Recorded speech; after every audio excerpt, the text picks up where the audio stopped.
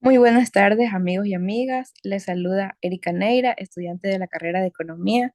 Es un gusto poder acompañarnos en una nueva temporada de Economía para Todos. Estamos muy emocionados de tenerlos con nosotros a ustedes mientras exploramos juntos el fascinante mundo de la economía. Eh, También agradecer a nuestra economista Lady León, quien comparte sus conocimientos, la profesora de la carrera de Economía, por la oportunidad del espacio para compartir con ustedes y desarrollarnos como futuros profesionales. Asimismo, los invitamos a que nos sigan a través de las diferentes redes sociales. En Facebook nos encontrarán como Economía para Todos, en Instagram como Economía para Todos FM y en YouTube como Economía para Todos Unmatch. Buenas tardes, Byron. Coméntanos qué temática abordaremos el día de hoy. Hola, ¿qué tal, Erika? Estimados amigos, sean bienvenidos a una edición más de Economía para Todos. Me complace enormemente compartir con ustedes este segmento de entorno económico. Agradecemos nuevamente al economista Lady León, docente titular de la carrera de Economía, quien hace posible que se mantenga en emisión esta serie de programas, donde compartimos conocimiento y a la vez nos desarrollamos como profesionales, teniendo en cuenta que Economía para Todos es un proyecto de actividades complementarias de la carrera de Economía de la Facultad de Ciencias Empresariales.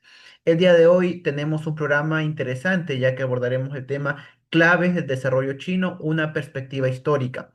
Para ello nos acompaña Daniel Cuesta, quien cursa el quinto semestre de la carrera de Economía. Muy buenas. Como ya comentó mi compañero de facultad Byron, mi nombre es Daniel Cuesta, curso Economía quinto semestre. Bueno, antes que todo, agradezco pues primero a la presencia de mis compañeros Byron y Erika, al igual que a la economista Lady León y otros organizadores que en silencio y detrás de todo han ayudado para que este espacio sea posible. Y bueno, espero que en esta breve exposición pueda tratar los temas clave del desarrollo chino. ¿Cómo fue que pasaron de una economía agraria a ser el segundo país más grande del mundo, solo por detrás de Estados Unidos?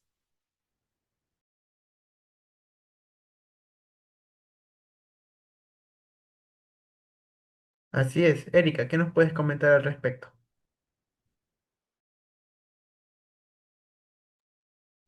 Pues bueno, eh, como hemos acordado el tema, eh, China es uno de los países más antiguos y vastos del mundo, con una rica herencia cultural, lo cual históricamente y política, eh, ya que esta últimamente, en los últimos años, se ha sobrepoblado con 1.400 millones de habitantes, que ocupa el tercer lugar más extenso en territorio. Pues bueno, su idioma como oficial lo tiene al chino mandarín. China ha sido una cuna grande de civilizaciones, y lo cual ha aportado avances fundamentales en áreas como la escritura, la filosofía y la ingeniería, y también lo que ha sido la medicina. A lo largo de la historia ha sido gobernada por distintas dinastías como las cuales se han venido dando. Pero en las últimas décadas, China ha experimentado un crecimiento económico, lo que ha convertido en una de las potencias mundiales, destacándose en sectores como la tecnología, la manufactura y el comercio internacional, ya que todos somos consumidores de, de China, ya sea por las diferentes páginas online que consumimos. Bueno, también he enfrentado retos importantes como la desigualdad social, la contaminación ambiental y las tensiones políticas internas y externas, como actualmente tiene su guerra con los aranceles con Estados Unidos. Pero bueno, China es un país de bastantes cambios, lo cual lo combina lo tradicional con lo moderno, lo rural con lo urbano y así. Pues bueno, a continuación, mi compañero Byron les dará comentando algo más. Muchas gracias, Erika, es muy acertada tu introducción. Y es así, el desarrollo económico de China es uno de los factores y fenómenos más relevantes del siglo XXI. En pocas décadas, como bien dijo Daniel, el país pasó de ser una economía rural, agraria, empobrecida, a convertirse en una de las potencias económicas mundiales. Sin embargo, este logro no es fruto del azar, sino de un proceso histórico complejo, marcado por transformaciones políticas, culturales y económicas que han definido su modelo de desarrollo. Comprender las claves de este proceso requiere una mirada retrospectiva que permite identificar los factores que han hecho posible esta transformación. Durante siglos, China fue una civilización avanzada, con importantes logros en tecnología, agricultura y administración. No obstante, fue a partir del siglo XIX que el país enfrentó un periodo de decadencia conocido como el siglo de la humillación, caracterizado por invasiones extranjeras, conflictos externos y pérdida de soberanía. Esta etapa fortaleció el deseo de recuperación nacional que se consolidó con la fundación de la República Popular China en 1949. Bajo el liderazgo del Partido Comunista, China adoptó inicialmente un modelo socialista centralizado. Sin embargo, las reformas impulsadas por Xiaoping a partir de 1978 marcaron un giro decisivo al introducir elementos de mercado en la economía, promover la inversión extranjera y fomentar las exportaciones. Este modelo híbrido, que combina planificación estatal con apertura económica, ha sido clave para su crecimiento sostenido. Además, hay otros factores culturales como la técnica de Confucio, la disciplina colectiva y el énfasis en la educación han reforzado la implementación de políticas a largo plazo. Esto es algo sencillo, una mirada básica al caso de China. Sin embargo, los invito a escuchar a Daniel Cuesta, que nos dará una presentación más detallada del caso histórico de China y cómo ha avanzado a través del tiempo. Daniel, te damos paso. Muchísimas gracias por su acertada introducción. Es muy increíble. Antes de compartir, bueno, mientras comparto, vamos a hacer una aclaración. Primero, ¿sí se observa todo bien? Sí, se escucha todo bien y se ve bien. Ok, excelente. Eh, Primero vamos a empezar con que el periodo histórico que vamos a tocar es la revolución comunista de parte de Mao, ¿no? De 1949, cuando Mao oficialmente declara la República Popular China. Aunque históricamente, si vemos un poco la historia de China, su historia es extensa y rica. No, y no solo rica por decir culturalmente o para estudios sociológicos, históricos del estilo, sino que económicamente ha sido importante y fundamental en el desarrollo de la historia de la humanidad. Por ejemplo, la ruta de la seda, que parte de China. También, por ejemplo, en muchos historiadores concuerdan, aunque puede parecer un poquito alocado, que China podría haber descubierto América antes que Cristóbal Colón. Parece un poco alocado, pero si lo ponemos a analizar, China tenía barcos del triple del tamaño que los asignados a Cristóbal Colón por los reyes de España, bueno, de Castilla cuando se unificó. Y lo único que le evitó eso fue justamente una decadencia que pasó por 1300 existía la dinastía Song, luego China fue ocupada por los mongoles, realmente ahí no paró el desarrollo, pero cuando realizaron un golpe de estado contra los mongoles por estar ocupando el territorio, se instaló la dinastía Ming, una de las más largas que duró hasta el año 1700, de 1300 a 1700, donde ellos instalaron un sistema ortodoxo confuciano, y eso, aparte de la ideología radical, también decidieron aislarse frente a todo el mundo. En esa época estaba prohibido navegar, y así lo era, bueno, y así lo fue, incluso cuando cayó la dinastía Ming, porque la dinastía que lo reemplazó, la Qing, también continuó con las mismas ideas. Simplemente un rey corrupto pasa a otro, aún más corrupto. Pero bueno, cae el régimen Qing, pasan los nacionalistas y estamos en la etapa de la historia en la que vamos a analizar, la revolución de Mao. Viendo eso, un país que no se había desarrollado para nada, en el cual la navegación estaba prohibida, donde incluso fue humillada en las guerras del opio. De hecho, ninguna nación en ese entonces consideraba a China como un país serio. De hecho, lo usaban para saquear o para burlarse. Las guerras del opio, recomiendo la investigación. Simplemente fue eso, humillar a China. No tenía otro fin. Pero bueno, ya estamos en esa época de la historia. ¿Qué hace Mao? ¿Cómo empieza? Mao lo primero que decide, basado en la ideología marxista-leninista, decide expulsar a los terratenientes. Decide expulsar a la clase capitalista, burguesa, derechista, etcétera, etcétera, porque consideraba que estaban explotando al proletariado, al lumpen proletariado.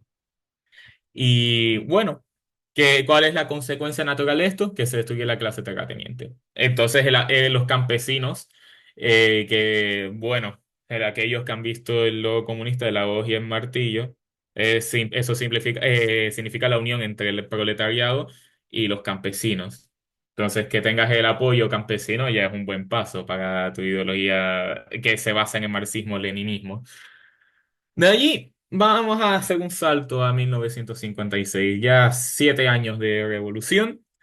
Mao decide realizar la campaña de las 100 Flores, donde promovía la libertad de expresión y crítica constructiva dentro del partido. Parece un poco paradojal esto que acabo de decir, porque si vemos un poco la historia no tendría sentido por qué hizo eso. Y pues de hecho no tuvo sentido porque un año después decidió retractar sus palabras y aquellos que lo criticaron o fueron enviados a campos de reeducación, como se le llamaba en esa época, o los mataban. Una de las dos.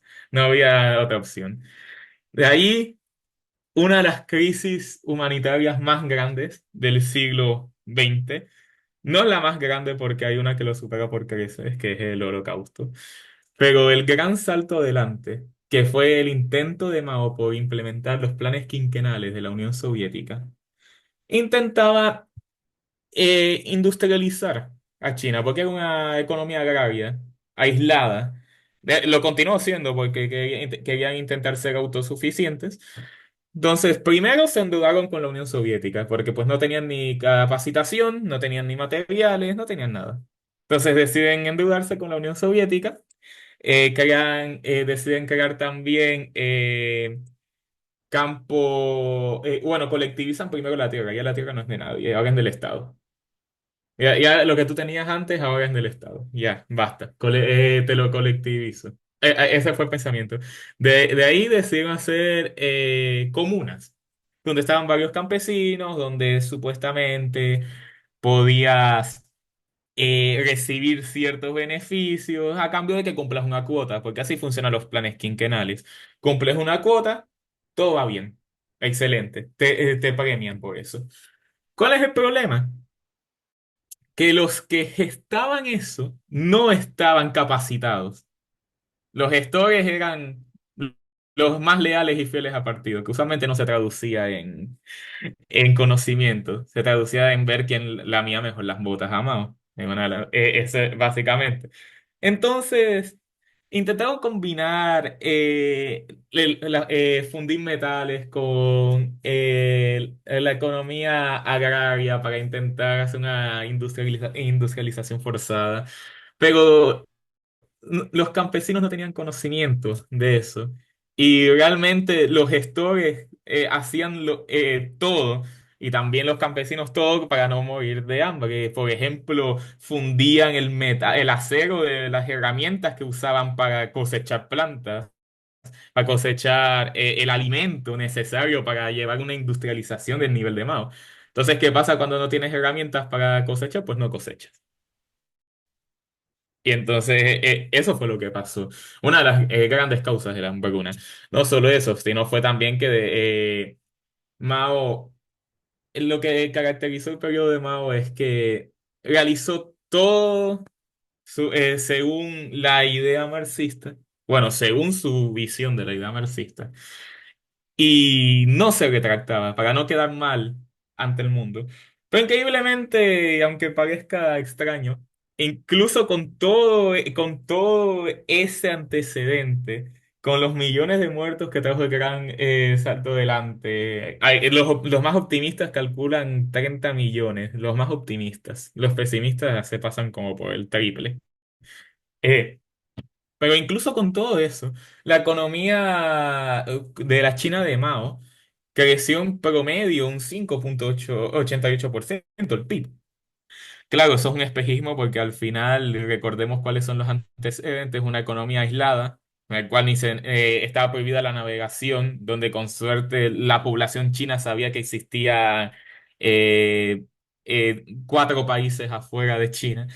Entonces, era un crecimiento realmente falso. Crecieron, eso es cierto, pero ¿se puede decir que es crecimiento real? No.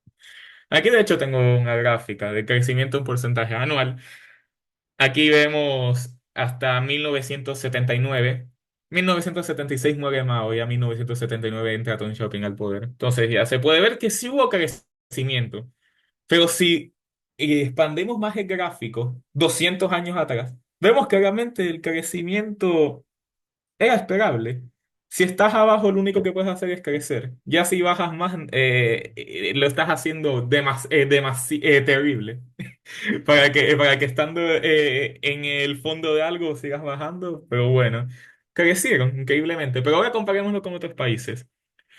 Aquí podemos visualizar, por ejemplo, el PIB en miles de millones en lo que se conoce como dólares internacionales de 1990. Plántelo como dólares estadounidenses.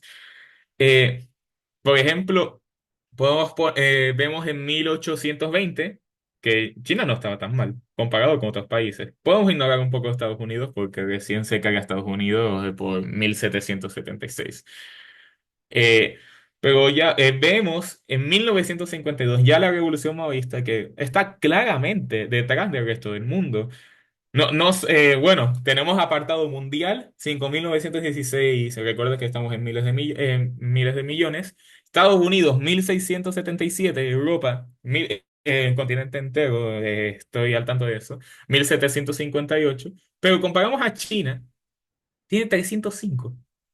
Un país de tal extensión y de tanta eh, riqueza histórica y económica también, porque reitero, la ruta de la seda se origina en China, con otros países que, por supuesto, eran parte de la ruta. Aquí también podemos ver el PIB per cápita, que se nota aún más la diferencia, incluso ya en el 95, donde se empiezan a realizar las reformas, pero se nota un estancamiento desde 1700 hasta 1820 y en 1952 bajó. Estuvo peor. Esa es la época del gran salto adelante. De ahí, si vemos la participación, pues en 1952 está en 5,2%. Él supera a India, recordando que India era parte del Raj británico y que recién estaban las protestas independentistas de Mahatma Gandhi. Pero ya comparamos con países más asentados, por ejemplo, la propia URSS, y también sale slash Rusia porque es hasta 1995, la URSS se disuelve en 1991. 8,7 comparado a 5,2, misma ideología. Se puede argumentar que recién habían pasado 3 años, ok, comprensible. Pero ahora pasemos al 95 para ver un poco más la diferencia. 10,9% por ciento supera a Japón.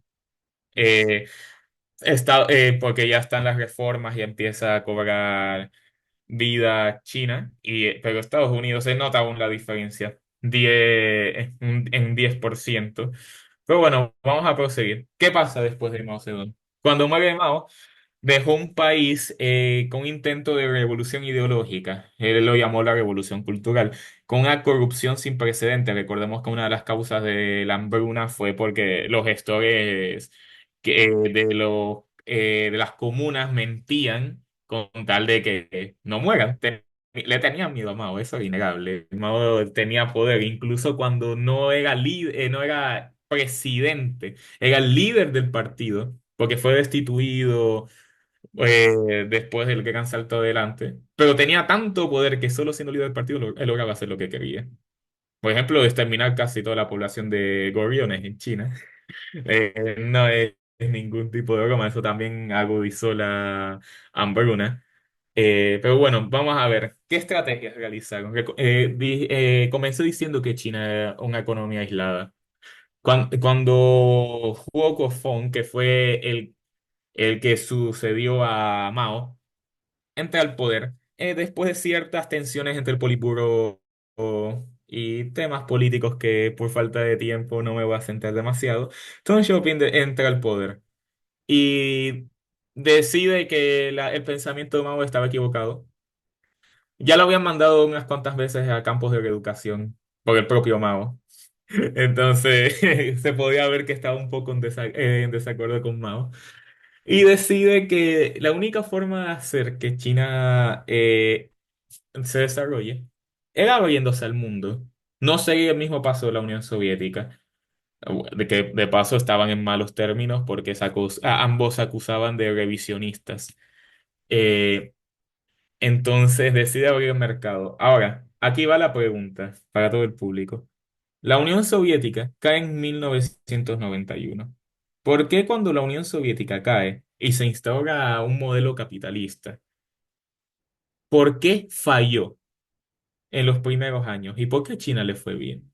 ¿Cuál fue la diferencia? Si en ambos se instauró un modelo de libre mercado, al menos en el caso de China sabemos que ya fue a medias, pero se instauró. ¿Por qué fue el fracaso? El problema es que en la Unión Soviética, como era el principal enemigo en la Guerra Fría, apenas cayó la Unión Soviética, todos los países de Occidente querían instaurarle el libre mercado. El problema es que una población que desde 1917 está acostumbrada al modelo comunista, no iba a acostumbrarse al modelo capitalista. Y fue un fracaso. Y no funcionó. Hubo inflación galopante, escasez de recursos, las personas no entendían qué pasaba porque el desempleo era casi cero en la Unión Soviética porque ponían trabajadores en las fábricas para cumplir las cuotas. Y de golpe con la nueva economía dices, bueno, me quedé sin trabajo, a ver qué hago. Y no funcionó. El presidente de ese entonces, se me olvidó ahora mismo la pronunciación y el nombre, pero bueno, el presidente de ese entonces decidió darle bonos a los trabajadores de las empresas, de las fábricas donde alguna vez prestaron sus servicios. Pero reitero, no entendían cómo funcionaba el sistema capitalista, no sabían para qué servía un bono, una acción, mejor dicho. Y la clase oligarca, burguesa, como se podría decir, ¿no? Actualmente en Rusia, se hizo rico de esa forma, porque ellos sí comprendían cómo funcionaba eso y le compraron a los trabajadores las acciones y se quedaron con la mayor parte del territorio ruso. ¿Qué hizo China diferente? Deng Xiaoping entendió esto.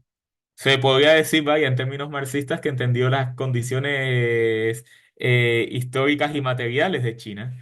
Y dijo, ok, aquí no podemos meter el libre mercado, porque sí, vamos a ir poco a poco.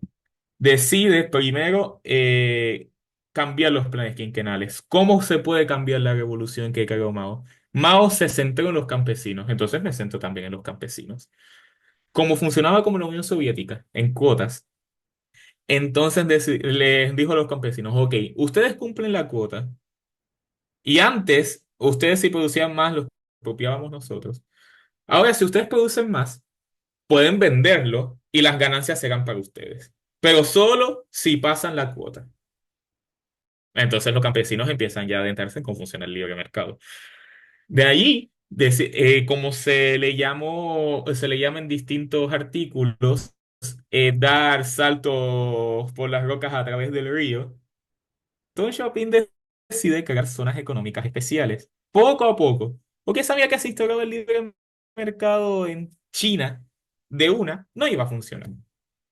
Y la historia le dio la razón. La Unión Soviética fue un fracaso, totalmente. Cuando se disolvió y se instaló el libre mercado, así, se fracasó. No funcionó. Entonces, Tom Shopping decide crear zonas económicas especiales donde se permite la inversión privada extranjera, entre otras. Cabe recalcar que también ya apertura China al mundo. Ya deja de ser un territorio aislado. Por siglos fue un territorio aislado. Y un acontecimiento histórico, realmente histórico, fue cuando Tom Shopping pisó territorio estadounidense. Eso fue un evento histórico, fue televisado. De hecho, Xiaoping exhortaba a las distintas potencias que ayuden a China con capacitación y eso ayudó a que exista esa clase proletaria que soñaba Mao, pero con su ideología no iba a funcionar. Deng Xiaoping hace todo eso. Ahora, para aquellos que también discuten mucho sobre qué modelo sigue China, muchos dicen que actualmente es capitalista, otros dicen que es comunista porque el partido se llama literalmente Partido Comunista Chino. Eh, sí, sinceramente, si doy una respuesta a eso, estaría mintiendo, es complicada. Es una situación ideológica de exhaustivo o de exhaustiva investigación. Sinceramente, como lo declaró Tom, yo llamaría a ese modelo socialismo con características chinas. Simplemente lo que les funciona a ellos. Y realmente aquí podría añadir algunos gráficos. Podemos ver el PIB de China a precios corrientes del 2008-2023. Y en el 2008 no, Stone Shopping no era el que estaba al mando, pero sí fue el que sentó las bases. Se puede ver que tuvo un crecimiento sostenido incluso después de la pandemia. Aquí podemos ver el PIB per cápita que está en $12.556, bastante bien, recordemos, para una economía que estuvo aislada por siglos y que estuvo eh, en mitad de un siglo bajo la ideología maoísta. Y bueno, no todo es color de rosas, como se podría imaginar, y he decidido incluir disparidades regionales antes de las preguntas que mis compañeros Byron y Erika podrían preguntar al respecto. Y aquí quisiera notar, quiero que se vea el porcentaje del total, no de la población, sino del PIB. Y realmente vemos que en el norte, donde está Beijing, está Hubei, Hubei, por ejemplo, exporta zapatos a montones. Beijing, creo que no tengo que introducir Beijing como la capital de China. Y se puede ver que tiene una participación decente, notable, 3.4, 4.7. Aquí vemos Jiangsu con 9.4, Zhejiang con 6.8, Shanghai con 4.4. Sin duda son regiones que muchos conocen. Bueno, al menos Shanghai o Beijing. Y aquellos que no, pues esas regiones posiblemente se han comprado en Shein o en Temu, vienen de esas regiones, muy posiblemente. Y bueno, aquí si nos metemos al sureste, suroeste, noroeste, aquí ya vemos un poquito más las disparidades. Podemos ver a Ningxia con 0.3% de participación junto a Qinghai, Gansu o Xinjiang con 1.3 o 1%, Tíbet que está en 0.1, vaya, no aporta casi nada, Hainan con 0.4%. Por ciento. ¿Por qué sucede eso? Pues lo había comentado anteriormente, las zonas económicas especiales.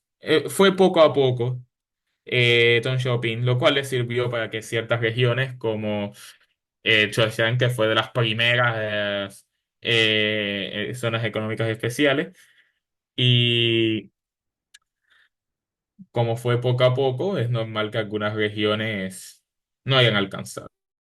Pero bueno, creo que hasta aquí voy a dejar la exposición para dar paso a la ronda de preguntas que seguramente va a estar muy interesante.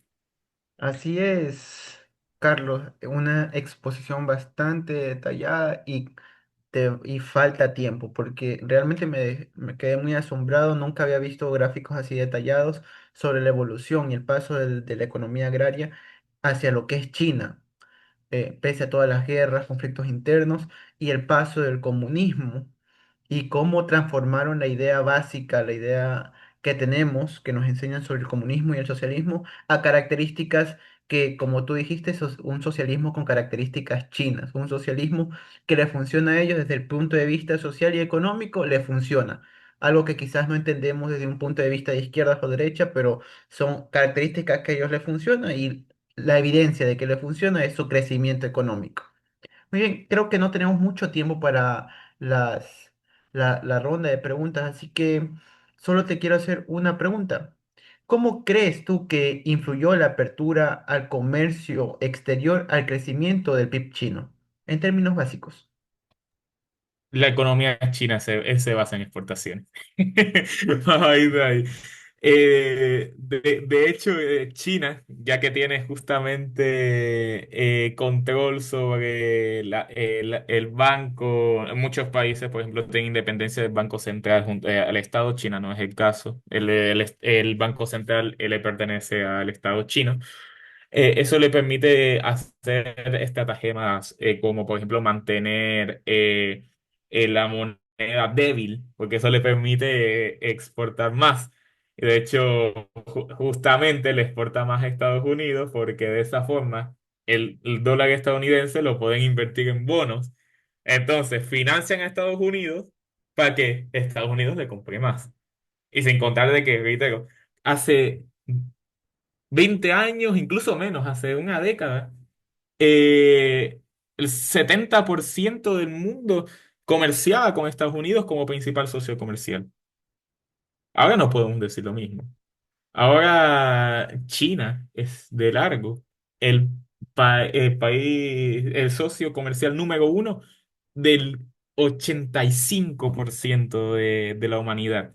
Solo muy pocos países que aún se aferran a Estados Unidos siguen teniendo como socio comercial primario a este.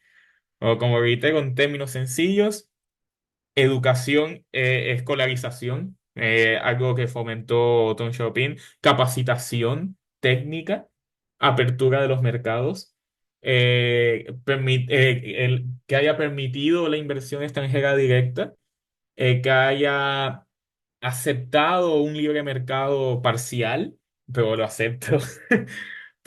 Incluso con los errores que cometió como la política del hijo único, catastrófica, negablemente, o algunas restricciones en la libertad de expresión, podemos decir, es sin duda alguna, que China, su modelo, incluso con falencias como todos los modelos que existen en la actualidad, que yo creo que el modelo chino puede seguir mejorando, principalmente en el aspecto de libertad de expresión, libertad política.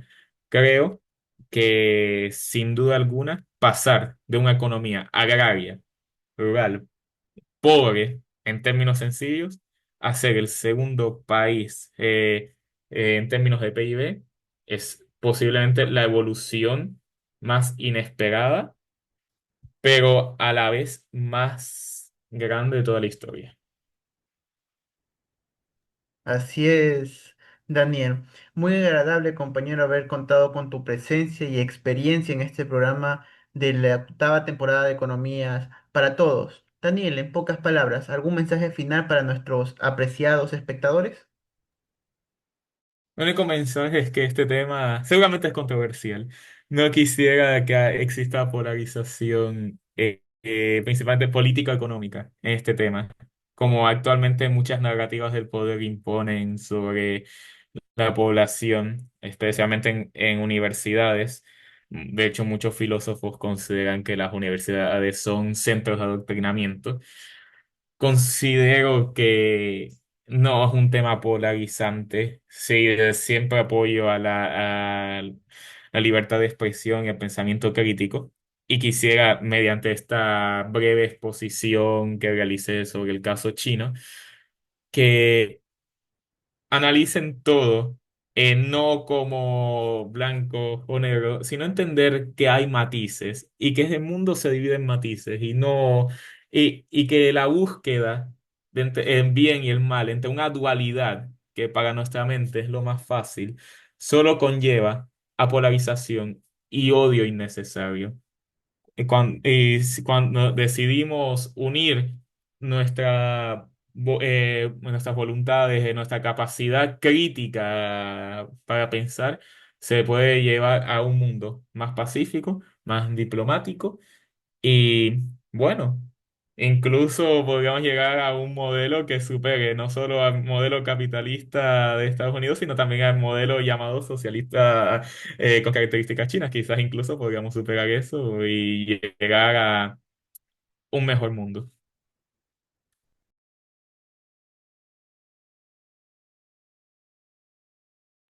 Pues bueno, Daniel, así hemos llegado al final del programa de hoy. Agradecemos nuevamente a, a usted por haber aceptado nuestra invitación y así por compartir sus conocimientos y mantenernos actualizados. Pues bueno, los invitamos a que nos acompañen la siguiente semana con un nuevo programa donde compañeros de la carrera de economía juntos con invitados eh, se expondrán temas de interés general.